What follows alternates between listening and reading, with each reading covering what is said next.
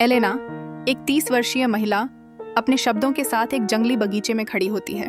उसके शब्द कभी कभारचित जैसे एक गहरे रंग की बूंद की तरह कभी उसके दिल से बाहर निकलते हैं। जब वह उन शब्दों का उपयोग सकारात्मकता और उत्साह के लिए करती है तो उसके आसपास का वातावरण खिल उठता है, जैसे सूरज की किरण एक उदास सुबह में चमक उठती है।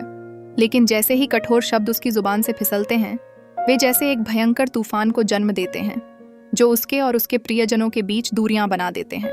एक दिन नीति वचन पर चिंतन करते हुए एलेना ने अपने भीतर गहराई से झांकने का निर्णय लिया। उसने महसूस किया कि उसके शब्दों में छिपी हुई शक्ति है जो उसे या तो जोड़ सकती है या फिर तोड़ सकती है। उसकी आंखों में आशा की चमक नजर आती है जब वह अपने गलतियों को सुधारने की ठानी।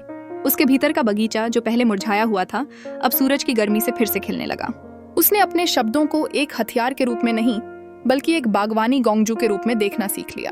उसका परिवर्तन धीरे धीरे उसके रिश्तों में एक नई स्पंदन उत्पन्न करता है।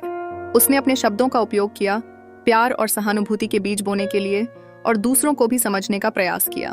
जब उसका नजरिया बदलता है तो उसके परिवार का बगीचा भी महकने लगता है। वह अपनी बहन के साथ एक पेड़ लगाने की संकल्पना बनाती है जो नई शुरुआत का प्रतीक बनता है। वह जानती है कि यह सिर्फ एक पेड़ नहीं है बल्कि जीवन के संदेश का प्रतीक है। वो खुशी से पेड़ के चारों ओर बैठती हैं, एक नया जीवन और नए रिश्तों के बीज बोती हैं। यह पेड़ जैसे जैसे बढ़ता है, उसका परिवार फिर से एकजुट होता है। मुरझाया हुआ अतीत अब एक सुनहरा भविष्य में बदलने लगा है। उसका यह जादुई पल एक नई शुरुआत का प्रमाण बन जाता है और उसके सकारात्मक शब्द एक बार फिर प्यार और जीवन का जश्न मानते हैं।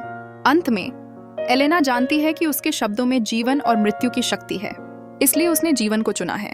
अपने शब्दों के माध्यम से जीभ में जीवन और मृत्यु की शक्ति है। जीवन चुने। नीति वचन 18:21।